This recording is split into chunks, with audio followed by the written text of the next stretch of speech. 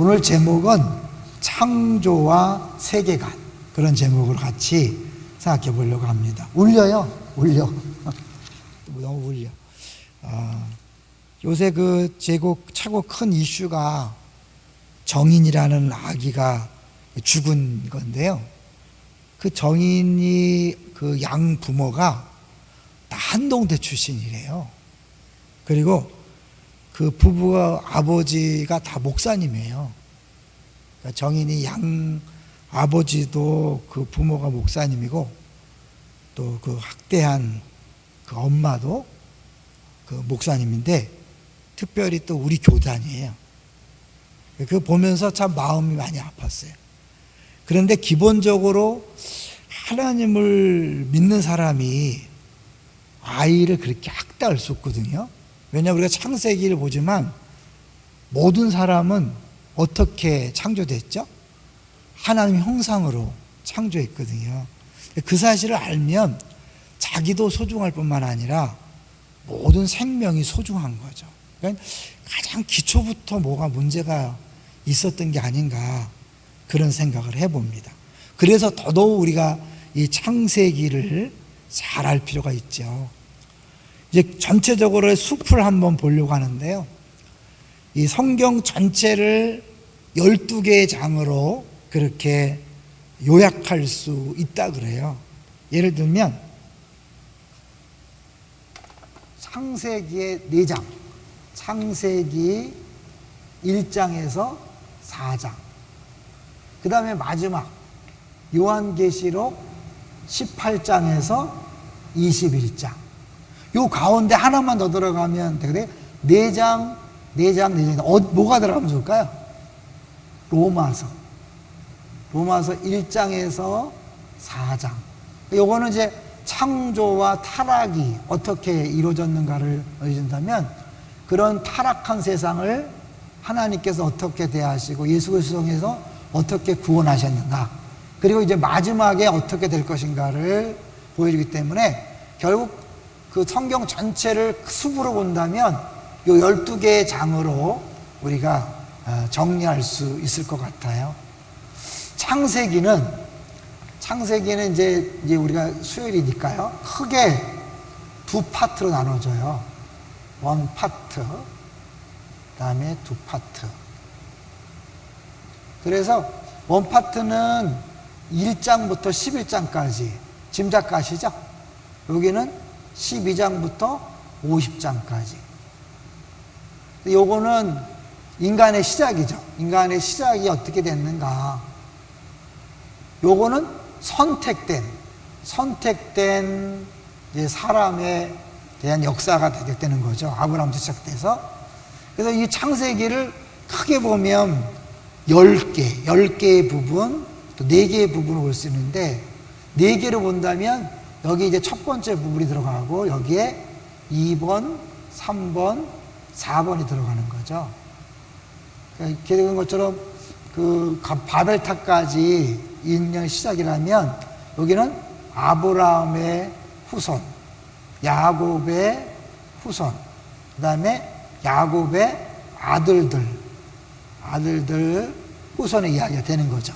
그리고 여기 이 전체 창세기에 10개의 그런 그 단어가 들어가는데, 톨레도트라는, 들어봤어요? 톨레도트?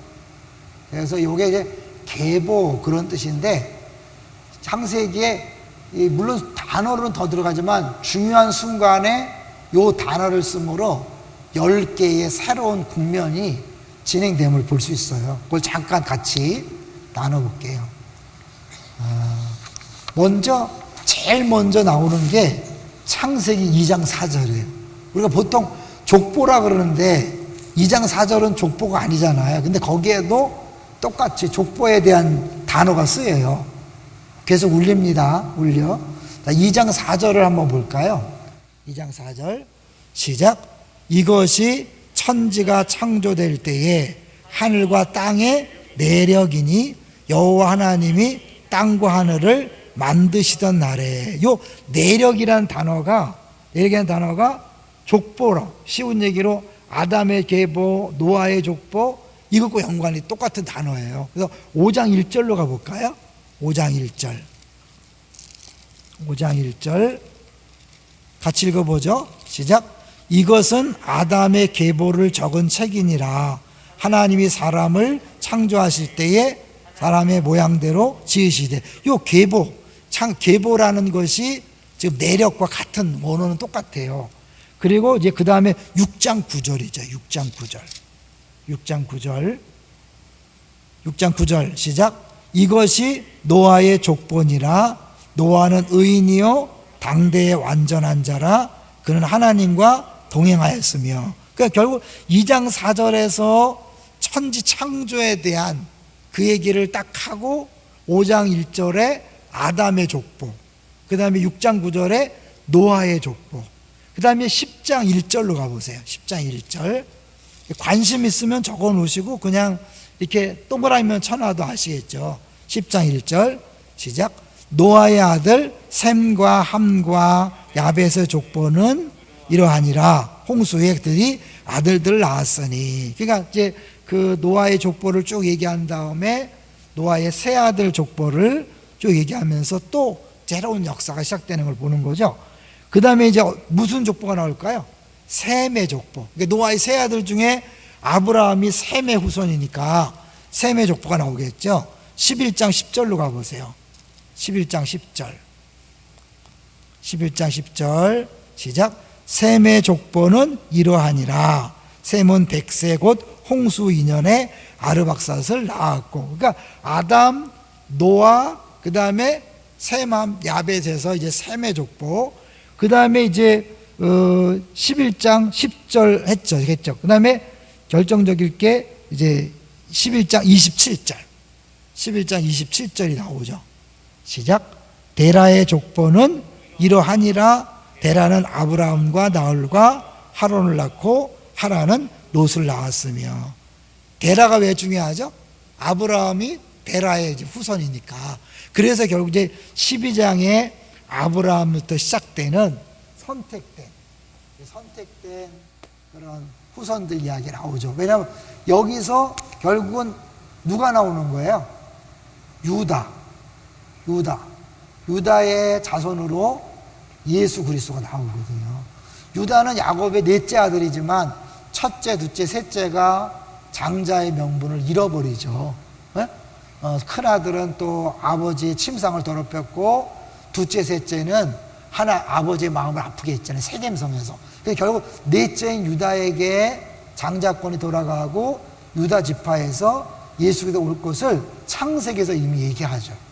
그리고 결국은 이제 이 창세기에서 그 예언에서 창세기는 인간의 문제가 시작됐지만 그 문제가 결국 유다의 후손을 통해서 해결될 예수 그리스도가 오실 것을 이야기하는 그런 책이죠. 그러니까 창세기에 모든 것들이 다 들어가 있다 그래도 과언이 아닌 거죠. 그리고 창세기에 이 내용을 알아야 결국 우리가 구원이란 게 뭐예요? 구원은 창조가 아니잖아요. 원래 있었던 것을 잃어버렸던 걸 회복하는 거니까 원래 있던 게 어디예요? 창세기잖아요. 이 창조 때 어떤 일이 있었던가를 알아야 예수 그리스도의 구원으로 다시 회복되고 돌아가는 것을 알 수 있잖아요. 그러니까 창세기를 모르면 예수님이 이루신 구원이 무슨 내용인지 알 수 없는 거예요. 그러니까 창세기를 잘 알아야 결국 예수 그리스도를 통한 구원이 뭔지 알고 지금 우리 삶 가운데 구원받은 백성으로서 어떻게 살아갈 수 있을까? 이걸 보여주는 거거든요. 그래서 이제 요거를 정리하고 이제 3가지와 7개로 창조에 대한 3가지, 그 다음에 우리 삶에 대한 7가지를 이야기하려고. 주일날에도 잠깐 말씀드렸으니까 연관시켜서 보게 돼요. 주일날 다 말씀드릴 수 없기 때문에 여기까지는 이제 제가 여러 책을 참고한 것이고요. 이제 지금부터 하는 얘기는 팀 켈러 목사님의 이야기를 많이 이렇게 반영해서 할 거예요. 여기까지는 이제 일반적인 창세기에 대한 개관을 책들이 나온 거고요. 창조에 대한 것을 3가지로 얘기합니다. 2, 3. 그래서 이제 우리들의 신앙생활에 대해서는 7가지를 얘기해요. 수요일이니까 좀 여러분이 참고해서 보면 좋겠어요. 6, 7. 주일날 3가지 말씀드린 거 아시죠? 하이라키라고 해갖고 이제 계급, 원래는 계급이란 뜻이죠. 계급. 근데 이게 위계 질서라고 해석하는 게 좋을 것 같아요. 그래서 하나님이 다스리는 존재들을 계속해서 만드셨지만 최고로 왕은 하나님이다. 그래서 하나님을 최고의 통치자 왕으로 모실 때 우상숭배를 안 하는 거죠. 우상숭배 안 하는 거예요. 근데 하나님 자리에 다른 것들을 올려놓는 순간 우리는 우상숭배에 빠질 수밖에 없는 거예요. 그러니까 최고의 왕이고 통치자인 그분이 1번, 넘버원, 우리의 왕, 우리의 주인, 그렇게 확실하게 질서를 잡아놔야 우상숭배나 세상의 것을 섬기지 않고 경쟁, 질투 이런 거 안 하는 거죠. 그러니까 결국 첫 번째 중요한 거. 두 번째는 유니티라 그러는데 이게 번역이 좀 어려워요. 유니티라는 통일성인데 거기서 강조하는 건 뭐냐면 동양 서양에서 계속해서 이혼론을 얘기하잖아요. 거의. 그래서 영적인 것은 고결하고 육체적인 것은 악하다, 더럽다 이렇게 하기 때문에 거의 동방이나 서방이 다 그렇게 하기 때문에 아니라는 거죠. 왜? 하나님이 모든 것을 창조했기 때문에 영적이고 육적이고 정신적이고 노동적이고 이게 다 귀한 것이다. 이걸 구분할 수 없다. 다 중요하고 소중하다. 그러니까 뭐 우리가 직업의 규천 얘기할 수 없는 거죠.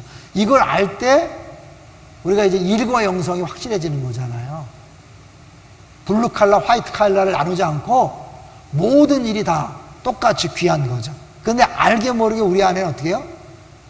이 정신적인 것, 지적인 것은 좀 고상해 보이고 육체 노동하는 것은 우습게 보이니까 우리도 모르게 그 사람의 직업에 따라서 판단하잖아요. 그 여러분 사실 경비하시는 분하고 대통령하고 똑같이 봅니까? 안 봅니까? 똑같이 봐야 기독교 세계관인 거죠. 근데 우리 안에서 알게 모르게 사장하고 직원을 따로 본다. 자기도 모르게. 그 사람은 기독교 세계관이 아닌 거예요. 자기가 예수를 믿지만 아직도 내 마음속에 뭐예요? 세속주의가 꽉 찬 거죠. 그래서 직업을 가지고 구분한다든지 재산을 갖고 구분한다든지 학력을 갖고 나도 모르게 구분하고 있다면 상대를 다르게 대하고 있다면 그 사람은 유니티라는 걸 잃어버린 거죠. 그러니까 하나님이 모든 사람을 다 만들었고 모든 걸 다 만들었기 때문에 우리는 차별 없이 모든 사람을 대하는 거죠. 이럴 때 어린아이들도 함부로 대하지 않고 여자들도 함부로 대할 뿐만 아니라 고아나 과부를 함부로 대하지 않는 거죠. 모든 약한 사람들, 그런 사람들이 다 하나님의 창조물이고 형상으로 지음받았다 그럴 때 함부로 대하지 않는 그런 거죠. 그러니까 사실 제대로 창조에 대한 딱 생각이 있는 사람은 그렇게 좀 우스운 인간이 안 돼요. 주일날 얘기했던 것처럼 신사숙녀가 되는 거죠. 뭐 좀 센 사람 앞에서는 굽신대고 약한 사람 앞에서는 막 이러는 거는 기독교인이 아닌 거예요. 또 세게 하는 사람 앞에서는 꼼짝 못하고 힘없는 사람한테 막 이렇게 하는데 이게 벌써 기독교인이 아닌 거예요. 그 사람이 어떻게 하든지 상관없이 나는 동일하게 똑같이 귀하게 여기는 거. 근데 이게 쉬워요, 어려워요? 교회에서도 그렇잖아요. 좀 세게 하면 꼼짝 못하고 좀 약하게 하면 막 덤벼들고 그러잖아요. 이게 기독교적인 걸 모르는 거죠. 우리는 사실 이 세상에 그런 추구하는 많은 그런 자꾸 분리시키고 이혼화시키고 차별화시키는 이런 것에서 벗어나야 되는 거예요. 이게 웬만해서는 이게 어려워요. 왜냐하면 우리가 세속에 꽉 물들어 있기 때문에 쉽지 않아요. 세 번째는 굿니스예요. 굿니스. 보시기에 좋았더라. 그러니까 결국 하나님이 감탄할 정도로 다 완벽하게 만들어졌기 때문에 우리가 뭐 쉽게 얘기하면 이제 상품이 아닌 거죠. 그죠? 상품이 아니고 작품이다. 우리 그런 말 많이 하잖아요. 그러니까 우리는 모든 사람들이 하나님의 다 걸작품이기 때문에 비교의 대상이 아니고 열등감에 빠지는 것도 문제인 거죠. 아직도 예수를 믿으면 열등감에 빠져 있으면 안 돼요. 그 열등감이 자칫하면 어떻게 해요? 교만으로 나타나고, 열등감이 잘못하면 어떻게 우울증으로 빠지고, 그런 게 뭐냐면 내가 어떠한 존재인지 모를 때 늘 비교하는 거죠. 재산으로, 학력으로, 외모로, 직업으로 자꾸 비교하면서 음매 기주고 음매 기사로가 왔다 갔다 한다면 그 사람은 창조에 대한 개념이 없는 거예요. 그러니까 우리가 끊임없이 하나님 형상대로 지음받았고, 모든 사람이 하나님 형상 지음받았고, 하나님께서 다 지음고 나서 보시기에 좋았더라, 좋다, 너무너무 좋다 라고 하는 것을 나도 그렇게 받아들여야 돼. 여러분이 이렇게 교만하지 않은 차원에서 거울을 보고 감사하셔야 돼. 이제 이 잘못하면 겸손을 가장한 불신앙이 너무나 많아요. 그래서 사람들 앞에서 막 뒤에서는 막 에이 지까짓 게 뭐 이게 다 그게 정상적인 거 아니죠. 건강한 사람은 앞에 있으나 뒤에 있으나 똑같이 사람들에게 대하는 거잖아요. 그죠? 근데 그 똑같지 않은 건 뭐냐면 자기 자신에 대한 정체성이 잘못된 거죠. 그러니까 다른 사람도 그런 잣대로 자꾸 끊임없이 비교하고 차별하고 그런 거죠. 그러니까 이 세 가지만 우리가 확실하게 한다면 신앙생활에 문제가 없는 거지. 이게 구체적으로 요 세 가지를 확실히 믿는 사람이 일상생활에서 7개 일을 한다고 그러는데, 틴켈러 목사님 구분했는데, 어떻게 보면 조금 나는 이게 조직적이 아닌 것 같은 생각이 들어요. 그렇지만, 될 때 인사이트가 있기 때문에 같이 나눌 거예요. 첫 번째로는 월커. 그러니까 이 노동자가 되는 거죠. 노동자가 되는 거. 그러니까, 왜냐면 하나님께서 사람을 만들 때 흙으로 사람을 만든 것처럼 손에 흙을 묻혔잖아요. 그러니까 육체 노동이 절대로 문제되는 게 아니라는 거죠. 그러니까 이것도 신성하다. 우리 일거양석에서 했잖아요. 근데 두 번째가 뭐냐면 think야, think.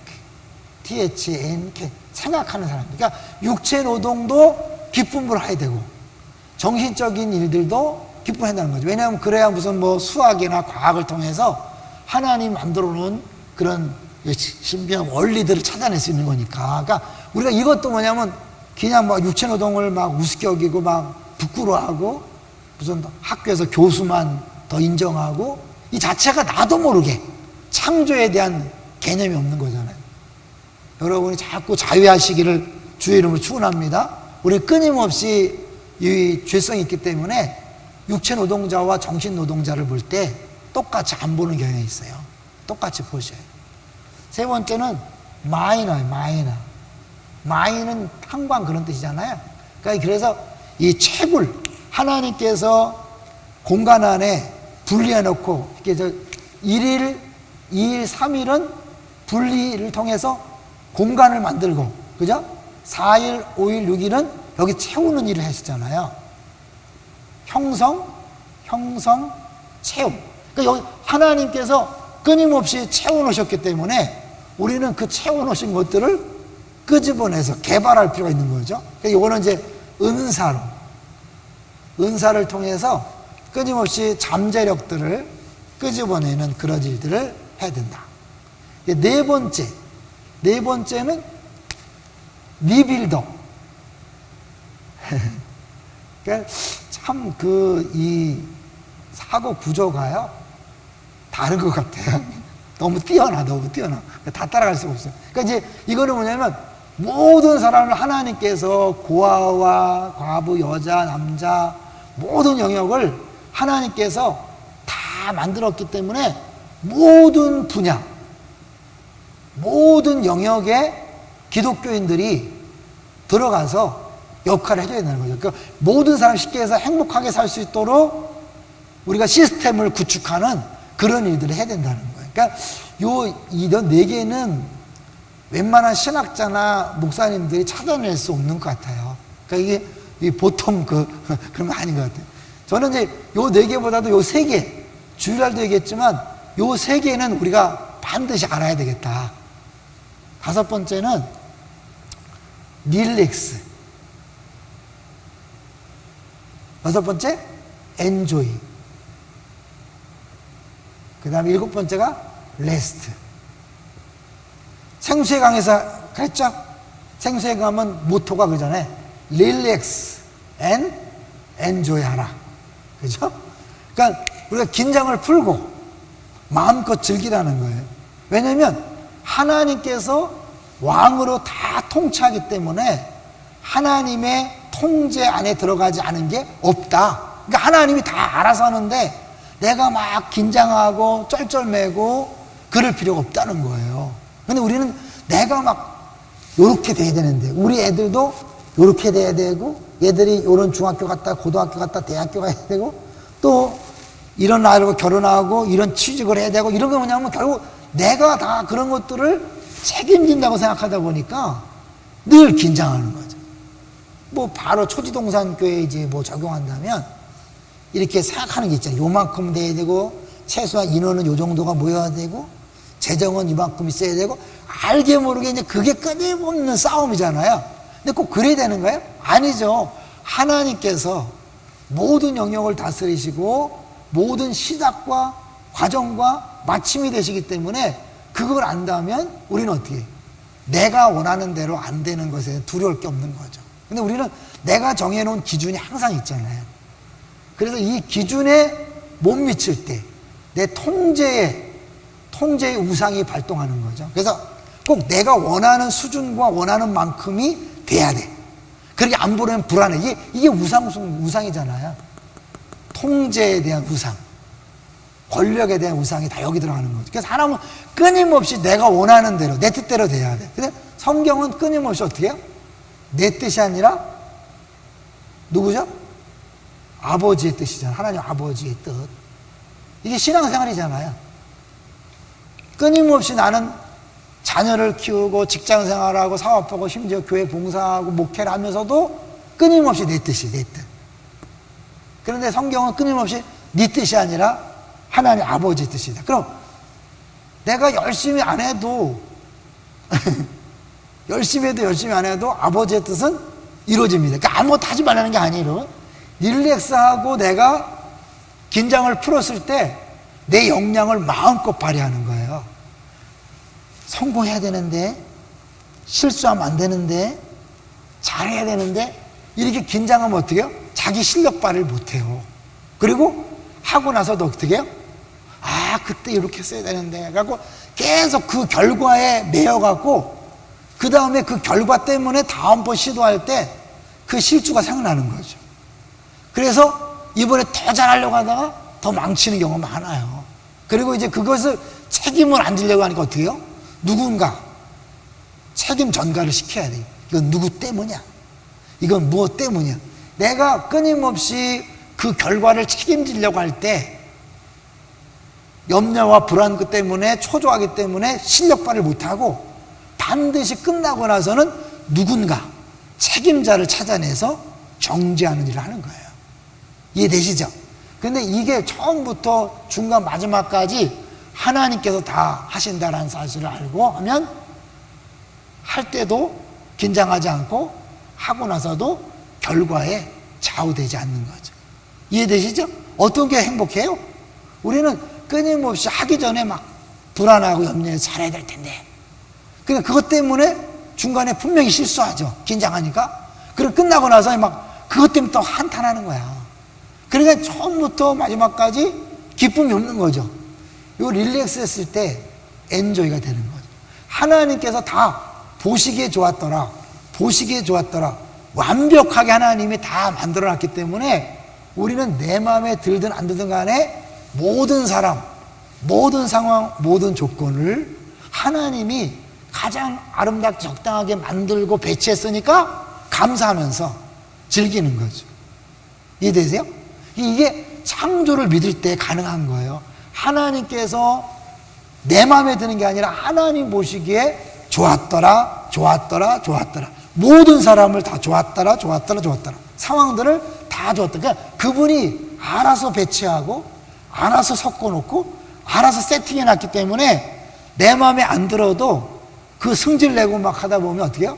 손해보는 거잖아요. 그냥 인상 빡빡 쓰다가 아니 그냥 지금 내 마음에 들지 않는 그 상황도 하나님께서 필요해서 줬다 생각하고 뭐예요? 엔조이 하는 거죠. 생수형 갔다 오면 확실히 알 텐데. 그 다음에 이제 뭐예요? 마지막 레스트인데 오늘 본문을 볼게요. 오늘 이제 읽었던 본문이 이 부분이잖아요. 자, 2장 1절부터 다시 한번 천천히 읽어볼게요. 2장 1절 시작. 천지와 만물이 다 이루어지니라. 다 이루어졌어요. 근데 2절 하나님이 그가 하시는 일을 일곱째 날에 마치시니 그가 하시던 모든 일을 그치고 일곱째 날에 안식하죠. 일곱째 날에 마쳤기 때문에 쉬는 거예요. 힘들어서 쉰 게 아니에요. 그래서 우리는 힘들어서 쉰다고 생각하는데 안식은 그게 아니에요. 다 끝내놓고 그 완성됨을 누리는 거예요. 여러분 잘 하셔야 돼요. 그냥 주일날 피곤해 죽겠는데 막 너무 일이 많다 막 이러는데 일이 많은 것도 문제이죠. 근데 주일날 봉사가 피곤하다? 이거는 뭔가 문제가 있는 거예요. 왜냐면 내가 평상시에 모든 일들을 쉼이 없이 그냥 내 뭔가 쉼이 없이 하는 거예요. 그 일과형성에 뵀잖아요. 일과형성에 보면 이 안에 이면에 이 뒷면에 있는 일이 있다는 거 기억하세요? 그러니까 이게 단순히 내가 만약 꽃꽂이를 한다면 꽃꽂이가 아니야. 이게 꽃꽂이인데 이 뒤에 이면은 뭐냐면 이 꽃꽂이를 잘해서 사람들의 박수를 받고 인정을 받겠다는 게 또 다른 일인 거예요. 그러니까 끊임없이 이 일 자체가 아니라 이를 통해 내가 입증되고 증명되고 괜찮은 사람이라는 것을 남들에게 보여주고 싶은 것이 일인 거예요. 그러니까 늘 하고 나서 어떻게 해요? 사람들이 뭐라고 말하나? 뭐라고 평가하는가? 쉼이 없는 거예요. 아까도 얘기했지만 하나님께서 모든 걸 다 만드셨고 하셨다. 근데 특별히 여기는 뭐예요? 우리를 하나님 형상대로 지음받았다는 건 뭐냐면 결국 내가 내 영광을 추구하는 것이 아니라 유튜브 때 잠깐 말씀드렸지만 하나님의 영광을 나는 반영하는 거예요. 내가 오리지널이 아니에요. 내가 막 내 영광으로 날 입증하면 내가 아무리 노력해도 되지 않아요. 내가 스스로도 영광을 받으려면 절대적으로 하나님 영광에 집중해서 그 영광을 온전히 비추는 거울 역할을 할 때 나도 영광이 드러나고 나도 만족한 것이지 하나님 빼고 내가 막 영광을 추구하잖아요. 그러면 나도 엉망이고 만족도 없는 거예요. 아시겠죠? 그러니까 결국 이 굿니스라는 것, 특별히 하나님이 사람을 하나님 형상으로 만들었다는 것은 하나님의 영광을 본치, 오리지널이 아니라 반영하는 거예요. 반영. 근데 우리는 끊임없이 내가 잘해서 멋지게 해서 내가 한번 인정받을 이런 게 깔려 있거든요. 그게 일 속에 있는 일이에요. 그러니까 만족이 없는 거죠. 이거는 이미 하나님께서 다 하셨기 때문에 내가 무슨 일을 하도 그냥 즐기는 거예요. 일 자체를. 그래서 팀켈러 목사님 책에 보면 어때요? 그 일의 전차 있죠. 전차. 그래서 주일날 올림픽 나갔는데 주일이라서 시합에 안 나가잖아요. 그리고 다른 종목에 나가서 금메달 따는데 그 선수와 또 다른 선수의 달리게 하는 목적이 달라. 한 사람은 어떻게? 내가 꼭 금메달을 따서 얼마나 멋진 선수인가를 보여주겠다는 게 그 믿지 않은 사람의 목적이에요. 그런데 이 올림픽의 주일이라서 안 뛰었던 그 주인공은 뭐냐면 하나님이 나를 잘 달리게 했기 때문에 이 달리고 마음껏 달리는 것으로 하나님께 영광이 된다는 거예요. 내가 1등 금메달이 아니야. 하나님 나를 잘 달리게 했기 때문에 열심히 달리는 그 자체를 즐기면서 하나님 앞에 영광을 돌려드려요. 잘 하셔야 돼요. 사람들이요, 하나님이 어마어마한 재능을 줬는데 그 재능을 가지고 하나님 앞에 누리는 게 아니라 그 재능으로 뭔가 잘해보려고 하다 보면 자기 자신이 만족이 없어요. 그리고 하는 능력도 안 나타나. 그러니까 평생 뭔가 쫓기는 거예요. 아니에요. 여러분 주신 재능으로 여러분이 뭘 만들어내는 게 아니에요. 그 재능으로 그냥 엔조이 하는 거예요. 막 즐겁게 하다 보면 자연스럽게 하나님이 작정한 결과가 나타나서 자기도 신나고 사람들이 볼 때도 와 잘하네 이렇게 되는 거예요. 이해되세요? 그래서 결국 여기서 마치고 오셨다는 게 뭐냐면 내가 막 끊임없이 막 하는 게 아니라 이미 하나님께서 다 마쳤고 하나님이 쉬셨기 때문에 나는 사실은요, 기본적으로 마칠 일이 없는 거예요. 나는 매 순간 하나님이 다 맞춰놓은 일을 바라보면서 매 순간 즐기는 것만 남아있는 거예요. 이해되세요? 좀 어려운가요? 그래서요, 이 2장 3절에 보면 다른 날은 다 뭐예요? 저녁이 되고 아침이 되니 몇째 날이다. 몇째 날인데 7일째는 그게 없어요. 중요한 거예요. 가보세요. 2장에 7째 날에 안식한다 그러는데 저녁이 되고 아침이 되고 있어요? 없어요? 없어요. 왜 없을까요? 7일부터 계속 안식인 거예요. 잘 생각하셔야 돼요. 패턴은 6일 일하고 7일날 쉬는 거지만 이미 하나님은 천지 창조를 통해서 이미 할 일을 다 끝내놓으신 거예요. 인간에게 뭐예요? 만들어 놓고 넌 쉬어. 처음부터 쉬면서 시작하는 거예요. 그 다음엔 내가 무슨 일하는 게 아니야. 하나님이 다 일하셔요. 나는 어떻게 해요? 그냥 매 순간마다 완성된 그 일을 누리며 즐기며 하는 거예요. 이 비밀을 아시기를 주의 이름으로 축원합니다. 이걸 모르면 평생 내가 뭔가를 이루어놔야 돼. 뭘 해야 돼. 그래, 이게 말이야. 그러면 어떻게 주 앞에 충성하고 주 앞에 열심을 내는 건 뭐죠? 똑같이 일한다니까요. 일하는데 일 이면에 있는 또 다른 일을 하는 게 아니라 그냥 일 자체를 즐기면서 하는 거예요. 릴렉스하고 엔조이 하고요.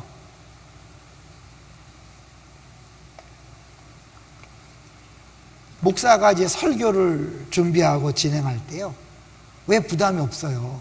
잘 준비해서 잘 전하고 싶은 게 있잖아요. 그리고 잘 전한 다음에 좋은 피드백 받고 원하죠. 근데 그거는 결국 일 이면의 일인 거예요. 그냥 끊임없이 그 싸움을 해야 되는 거예요. 내가 막 잘 준비해갖고 막 잘 전해갖고 막 성도들이 막 은혜 받던 소리를 듣겠다.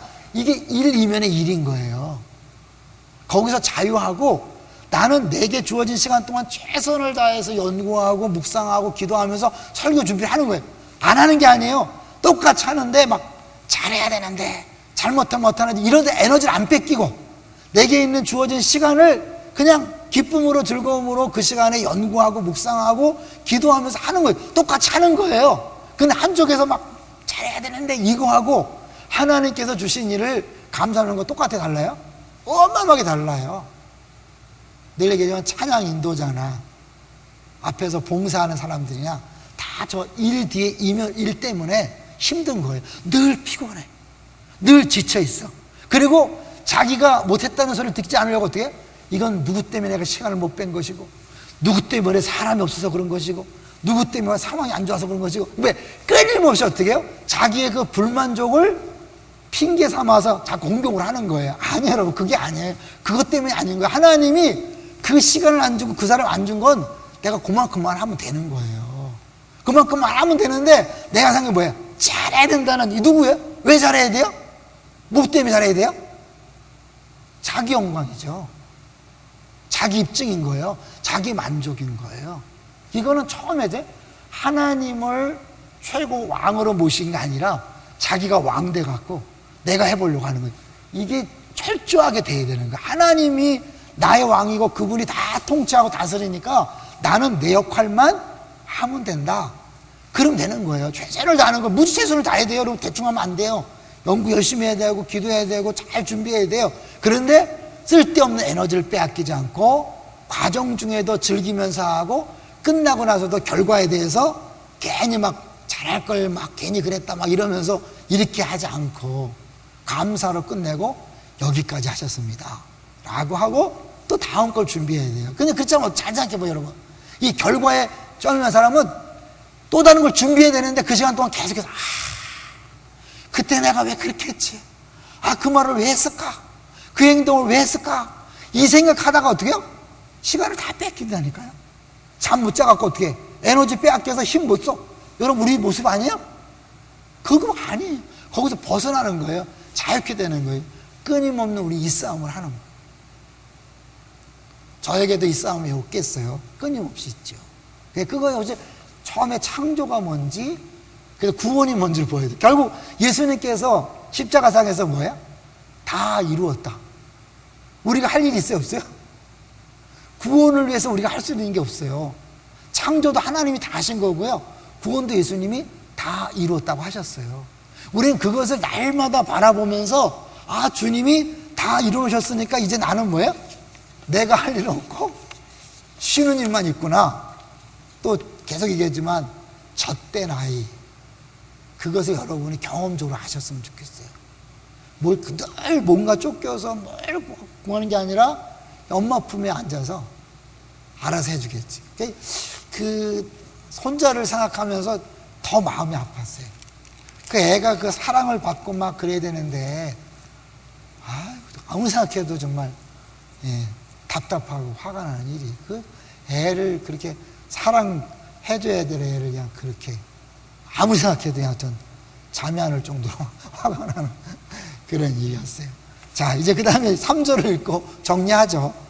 여러분, 이거는 목사가 막 이렇게 흥분해서 얘기하는데 여러분이 개인적으로 정리해서 아, 그렇구나, 돼야 이렇게 되는 거예요. 이거는 들어서 하는 게 아니라 여러분이 창조와 구원을 잘 생각하면서 왜 안식이란 개념이 자꾸 나오는가? 여러분이 묵상하다가 그러니까 딱 순간 내 삶으로 그게 적용이 될 수 있는 거예요. 3절 시작. 하나님이 그 일곱째 날을 복되게 하사 거룩하게 하셨으니 이는 하나님이 그 창조하시며 만드시던 모든 일을 마치시고 그날에 안식하셨습니다. 하나님이 무슨 피곤을 느끼겠어요? 하나님 피곤해서 쉬는 게 아니라니까요. 다 마치시고 좋다, 다 끝냈다, 완성이야, 할렐루야, 그런 거잖아요. 만족한. 그러니까 우리가 주일날 이렇게 예배 드리는 것도 뭐예요? 하나님이 이뤄놓으신 그 창조의 완성을 다시 한번 맛보고 예수님 이루신 구원을 맛보고 나서 아, 그렇구나, 다 이뤄놓은 걸 내가 또 쓸데없이 걱정하고 또 염려하고 또 조바심 내고 그렇게 애를 썼구나. 일 이면의 일. 일단 여러분이 남편에 대한 불만에서 자유하시기 바랍니다. 평생 남편에 대한 불만을 갖고 사는 사람은 쉼이 없어요. 거꾸로 아내에 대한 불만이 있는 사람도 쉼이 없는 거예요. 그 믿음이 아니에요. 왜? 하나님이 짝지어준 거잖아요. 믿습니까? 그러니까 하나님이 부부 만난 게 아니라 부모 자식 만나게 하고 우리 교육자들 만나게 하고 우리 장로님도 만나게 하고 권사님 만나게, 다 만남을 하나님 주셨다고 인정하고 사람을 봐야 쉼이 있는 거죠. 늘 매나 저런 인간이 왜 내 인생에 끼어들어갖고 왜 태클을 걸지 마, 막 이렇게 그렇다고. 그 노래가 유명이라며 태클을 걸지 마, 내 인생에 태클이 아니에요. 하나님이 필요해서 조심하라. 태클 거는 다리를 조심하라고 한 것이고, 또 때로는 또 넘어질 필요가 있으니까 태클 걸게 한 거예요. 이게 하는 얘기. 여러분, 그렇게 다 인정했을 때 쓸데없는 에너지를 뺏기지 않고 쉼 있는 거예요. 그 매 순간마다 우리는 매 순간마다 또 쉬고 또 쉬고 또 쉬고, 이게 신앙생활이에요. 수고하고 무거운 짐진 자들아 다 내게로 오라, 내가 너희를 편히 쉬게. 이건 언제 쉬게 해주겠다는 거예요? 죽어서요? 아니에요. 예수님 앞에 오는 순간 우리 신앙생활은 쉼이에요. 쉼. 그 쉼은 예수 믿는 순간부터 계속 되는데 이미 이루어졌지만 완성되지 않은 already not yet, 아직 완성되지 않은 그걸 향해서 가는데 지금 맛보지 않으면 굉장히 손해보는 거죠. 좀 어려운 얘기 했나 봐요. 근데 여러분 잘 생각해 하시면서 묵상을 하셨으면 좋겠어요. 묵상하시면서 끊임없이 내 걸 만들어야 돼. 저는 목사니까 설교하기 위해서 어떻게 하면 이거를 더 쉽게 전달하기 위해서 나에게 적용하는 거죠. 나에게 적용하다 보면 내 거가 되는 거예요. 그러니까 우리 교회에서, 학교에, 집에서 애들하고 같이 설교를 나누고 성경 읽기를 나눌 때 부모에게 좋은 건 뭐냐면, 애들이 질문했을 때 그 답을 주기 위해서는 부모가 소화를 시켜야 되거든.